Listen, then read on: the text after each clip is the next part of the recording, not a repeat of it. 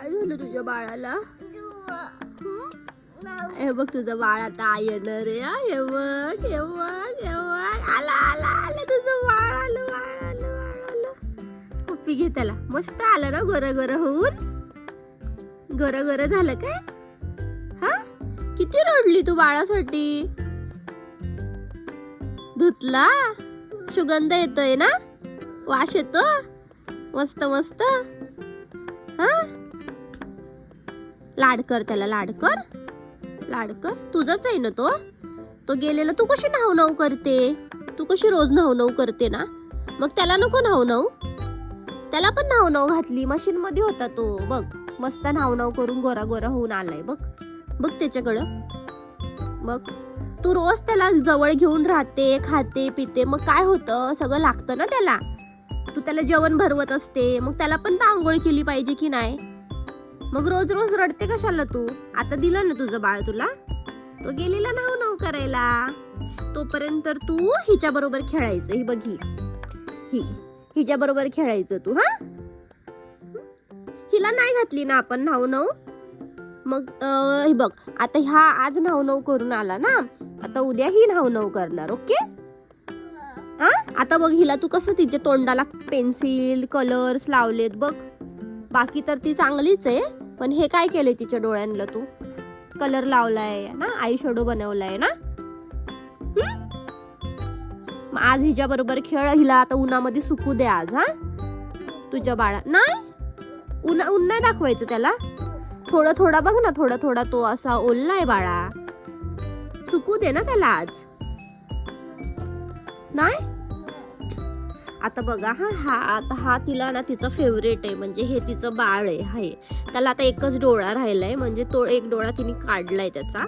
तर हा तिचा फेवरेट आहे आणि तिला खूप आवडतो. ह्यालाच घेऊन नुसतं इकडून तिकडून फिरत असते ती. तिचं बाळ आहे म्हणजे ते एक प्रकारे.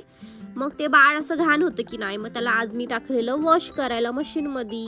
पण मग आता ते वॉश करून आलंय, चांगलं कोरडं झालंय, पण थोडंसं ऊन दाखवलं ना की मग ते चांगलं सुकेल.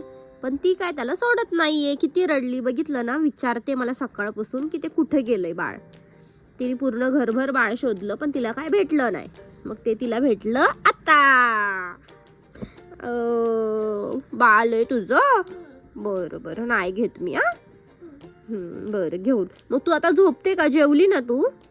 झोप आता. हा, बाळाला पण झोपव. हा, म्हणजे तू झोपली का त्याला जरा ऊन दाखवते मी.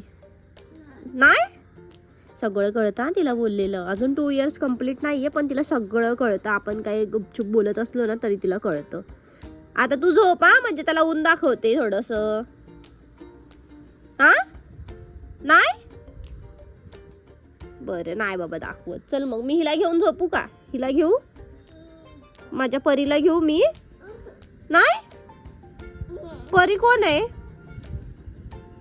मायरा कोण आहे? मायरा, ही मायरा आहे ना? कोण आहे मायरा? कोण आहे मायरा? अगं मायरा कोण आहे? मायरा कुठे आहे? मायरा ही आहे. आणि तू कोण आहे? तू परी आहे. आणि मायरा? ही मायरा आहे. तुझं नाव मायरा होतं ना? पण ही पण मायरा आहे. हिला पण आंघोळ घालायची बघ तू. तिला कशी लिपस्टिक लावून ठेवलीये. तिला पण आंघोळ घालायची. पण तू अशी रडते ना, तिला धूस देत नाही तू. आता हिला घेऊन झोप. हा, तिला घेऊन झोप. चल मग आता बाय बाय करा. नाही, bye. Hello guys, welcome back to my YouTube channel. तर ना आज मला तुम्हाला थोडीशी काहीतरी गोष्ट सांगायची आहे.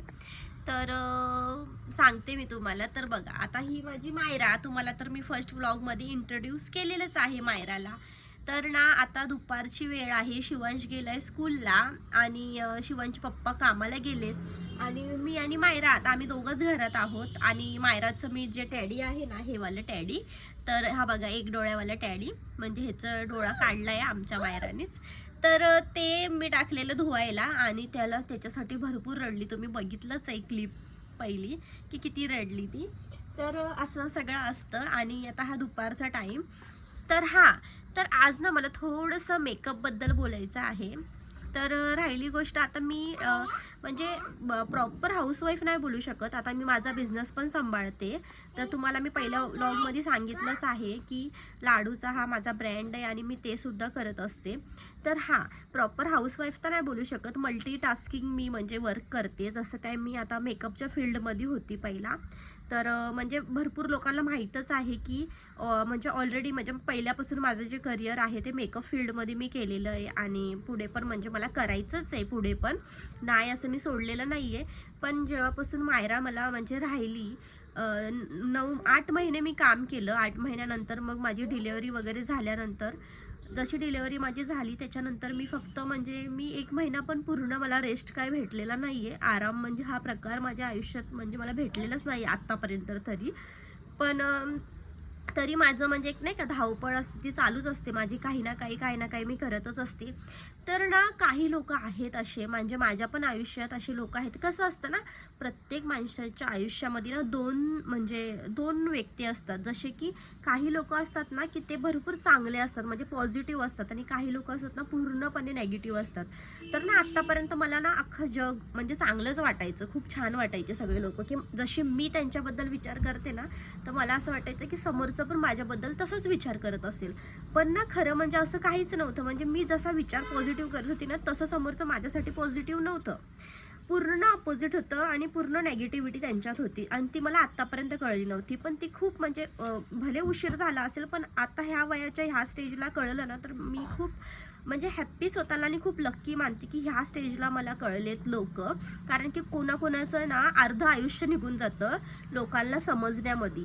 तर देवाने मला खूप लवकर माणसं ओळखायला शिकवलेत. हे खूप म्हणजे मी खूप लक्की आहे त्या बाबतीत. समोरच्यांच्याच हातात असतं की आपण कसं वागायला पाहिजे त्यांच्याबरोबर. जर समोरच्याला ना आपण चांगले पाहिजे असणार ना म्हणजे समोरच्याला नाही का रिस्पेक्ट जर घ्यायची असेल ना तर ते आपण सुद्धा चांगलं पाहिजे तर समोरचं आपल्याला रिस्पेक्ट देतं.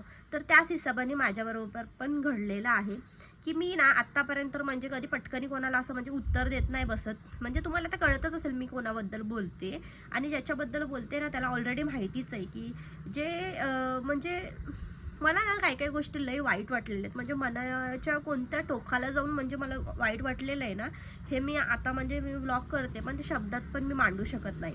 तर अशा माझ्या आयुष्यामधली ना भरपूर अशा छोट्या छोट्या गोष्टी आहेत ज्या मी माझ्या डोक्यात पण नव्हत्या.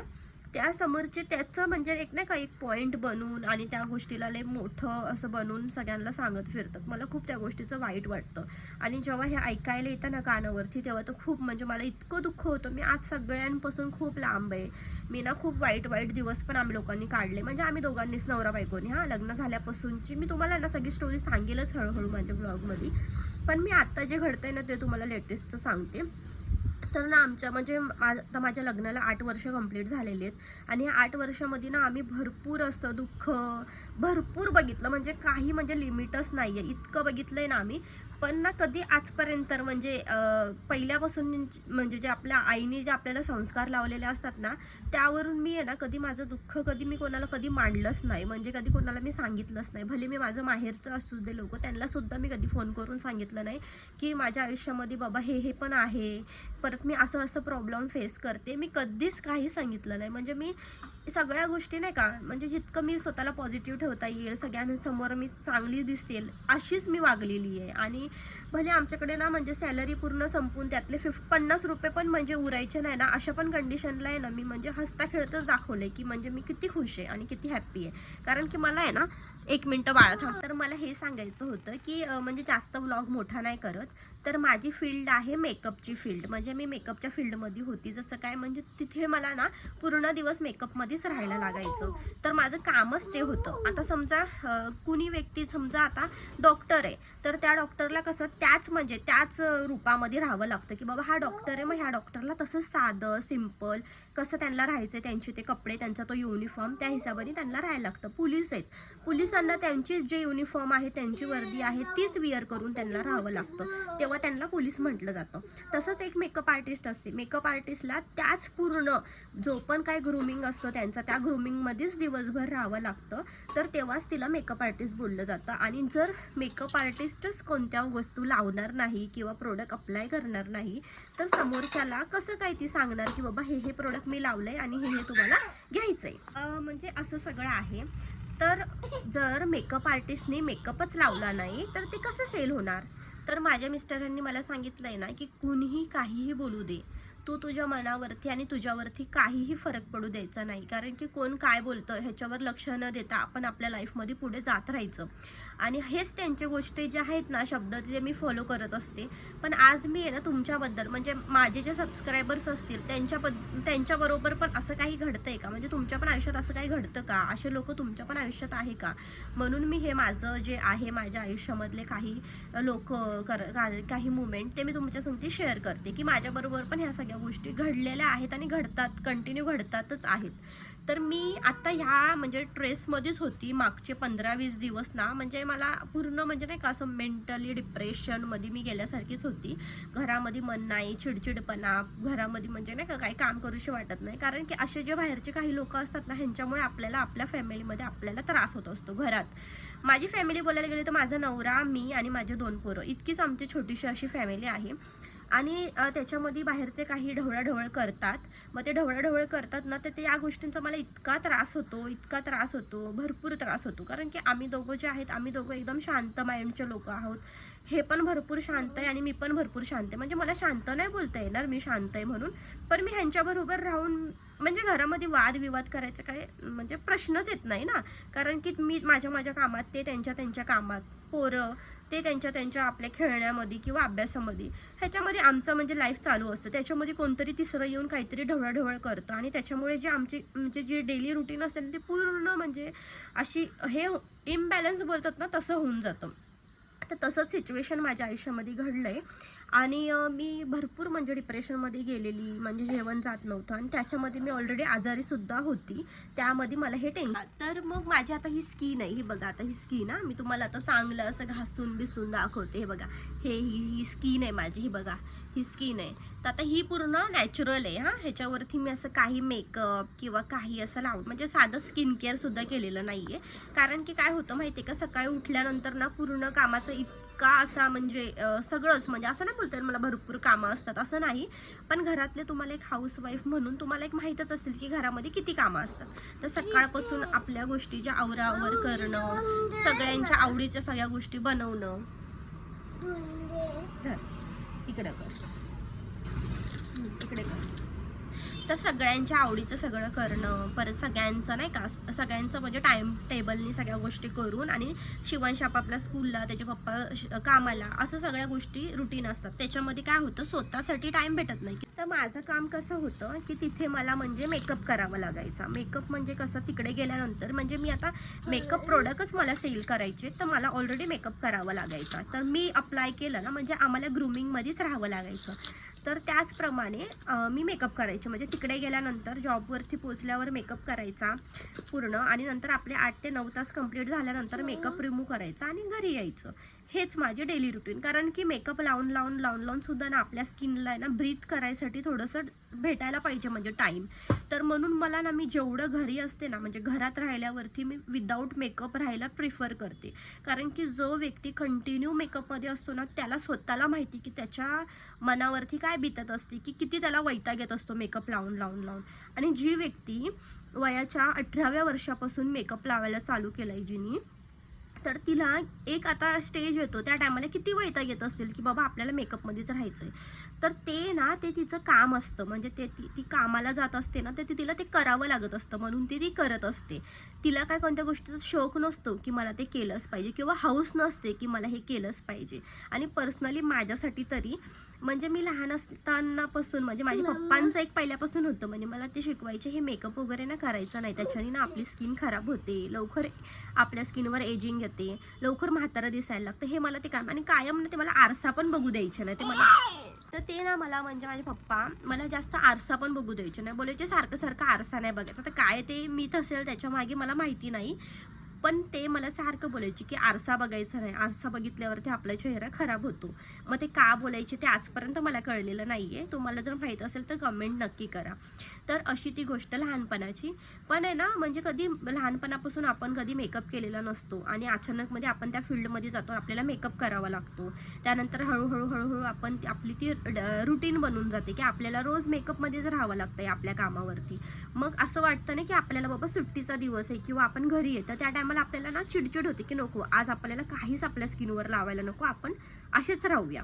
तर अशीच गोष्ट माझ्यासोबत घडलेली. तर मी ना म्हणजे घरात असताना काहीच मेकअप करत नाही, फक्त जॉबवर होती तर ते मला करायला लागत होतं. पण आता काहींचं काही म्हणणं आहे की मी दिसायला जरा पण चांगली नाहीये, म्हणजे मी एकदम खराब दिसते. म्हणजे बघा माझी स्किन आहे, आता ही मी आहे, मी एकदम खराब दिसते, मला जरा पण चांगली दिसत नाही, म्हणजे मी एकदम घाण दिसते मी, असं काहींचं म्हणणं आहे. आणि म्हणून मी दिवस रात्र, दिवसा पण आणि रात्रीची पण मेकअपमध्येच असते. मी दिवस रात्र मेकअपमध्येच असते, तेव्हा मी कुठे चांगली दिसते, असं म्हणणं आहे. तर मी आहे ना कोणालाच काही मला ह्यावरती उत्तर द्यायचं नाही आहे. आता मी तुम्हाला दिसतेच ह्या व्हिडिओमध्ये. हा व्हिडिओ बनवायचं कारण हेच की एका आईचं, म्हणजे एक आता मी पण 2 पोरांची आई आहे, त्या 2 पोरांच्या आईला किती टाईम भेटतो मेकअप करायला हे मला तुम्हाला आज दाखवायचं आहे. तर असं नाही, मला कोणाचं बंधन किंवा भीती नाही आहे. माझा नवरा मला सांगत असतो, त्यांना तर खूप राग येतो, मी अशा अवतारात राहते ना. त्यांचं म्हणणं असतं तुझ्याकडे इतके कपडे आहेत ना, सगळे कपडे घाल, मस्त मेकअप कर, तुला कोण आहे बोलणारं, तुला इकडे हाय कोण बोलणार की बाबा तू मेकअप नको करू, तू बिंदास. आणि त्यांना ना मी अशी राहिलेली थोडी पण आवडत नाही. ते मला बोलत असतात लाव, सगळं लाव. आणि ते असल्यावरती ते मला लावायलाच लावतात. ते संध्याकाळी यायच्या पहिला ते मला बोलतात ना, तू बघा मला अशा अवतारात दिसली नाही पाहिजे, म्हणजे ते इतकं मला ओरडतात. पण माझा जो म्हणजे स्वभाव, म्हणजे जे नाही का रुटीन, मला कंटाळा भरपूर आहे अंगामध्ये. मी हे बोलेल की कंटाळा म्हणजे ह्या गोष्टीचा की मला ना ते प्रोडक्ट, म्हणजे इतके प्रोडक्ट्स आहेत ना माझ्याकडे. मी तुम्हाला म्हणजे कधीतरी दाखवेल माझं ते ट्रॉली बॅग ओपन करून दाखवेल की किती माझ्याकडे प्रोडक्ट आहेत. तर ते मला ओपन करून लावायचा इतका कंटाळा आहे ना की म्हणजे खरंच अक्षरशः कंटाळा येतो. मी आहे ना रात्री झोपताना स्किन केअर करते, म्हणजे खूप छान प्रमाणात. म्हणजे मला स्किन केअर करायला आवडतं, कारण की स्किन केअर केलंच पाहिजे सगळ्यांनी, आपल्या स्किनचं प्रोटेक्शन होतं. पण जे आपण हे बोलतो ना मेकअप, हा मेकअप म्हणजे मला असं वाटतं की नको, म्हणजे कंटिन्यू नको. म्हणजे मला कंटाळाच येतो, काय माहिती का, पण येतो मला कंटाळा. पण तेच जर आपल्याला समजायला कुठे फंक्शनला जायचंय किंवा मग कुठे जायचंय तर मेकअप करते, मी करते. कारण की मग हां मी त्या फील्डमध्ये आहे आणि माझ्याकडे जर सगळ्या गोष्टी अवेलेबल आहेत, मला त्या गोष्टी येत आहेत, मी लोकांना करते, तर मी स्वतःला का नाही करणार. कारण की प्रत्येक बाईचं एक हे असतं की बाबा मला मेकअप यायला पाहिजे आणि मी खूप सुंदरच दिसली पाहिजे, असं प्रत्येक बाईला वाटत असतं. पण काही बायकांना काहीच नॉलेज नसतं त्यातलं ना, त्यांना मेकअपचा यमसुद्धा माहीत नसतो. पण त्यांना फक्त लोकांना नावं ठेवायची माहिती असतात. स्वतःचं तोंड किती पण घाणेरडा असू दे, पण ते फक्त काय करतात, दुसऱ्यांना नावं ठेवतात. कारण की ते स्वतः दिसायला चांगले नसतात. मग ते काय करतात, चांगले लोक जर चांगले त्यांचे लोक आयुष्यामध्ये आजूबाजूला दिसले ना तर त्यांना ते बघवत नाही. मग त्यांना कसं नावं ठेवायचं, तर ते असं ठेवायचं. तर अशाच पद्धतीने माझ्यासोबत झालेलं आहे. आता मी ही अशी हाऊसवाईफ, एक गाऊन घातलाय आणि आपली अशी बसली आहे पोरांसोबत. तर मी काय वाईट बाई आहे का? एवढंच आहे की माझ्या मी फील्डमध्ये होती तर मला मेकअप कंपल्सरी करावं लागत होता. तर माझी रिक्वेस्ट आहे तुम्हाला की माझ्या मेकअपवरून प्लीज कोणी काही बोलू नका, प्लीज नका बोलू. कारण की जर आत्ता मी ऐकलंय, माझ्या कानावर आलंय, जर परत कधी ऐकायला भेटेल ना तर फक्त चुकीचे शब्द वापरले जातील, बाकी त्याच्याशिवाय काय वापरलं जाणार नाही. कारण की मेकअपनीच मला भरपूर काही दिलंय माझ्या आयुष्यात. आतापर्यंत रे ना मेकअपनीच भरपूर काही मला माझ्या आयुष्यात दिलेलं आहे. आमचं जे घर चालत होतं, सगळ्या गोष्टी होत होत्या ना, ते माझ्या त्या मेकअप फील्डमुळेच होत होत्या. तर कोणी ना नावं ठेवायचे नाही हा. कारण की झोप, कारण की आम्ही जेव्हा वाईट दिवसामध्ये होतो ना तेव्हा आम्हाला कोणी बघायला किंवा आम्हाला कोणी सांभाळायला आलं नव्हतं किंवा 2 रुपये द्यायला आलं नव्हतं. तर पुढे म्हणजे काही प्लीज मेकअपबद्दल किंवा माझ्याबद्दल, मी कशी दिसते, खराब दिसते, माझ्या नवऱ्याला मी भरपूर आवडते. आता ना हा व्लॉग संपवते आणि पुढचा व्लॉग खूप छान तुमच्यासाठी येणार आहे. तोपर्यंत सगळ्यांना बाय.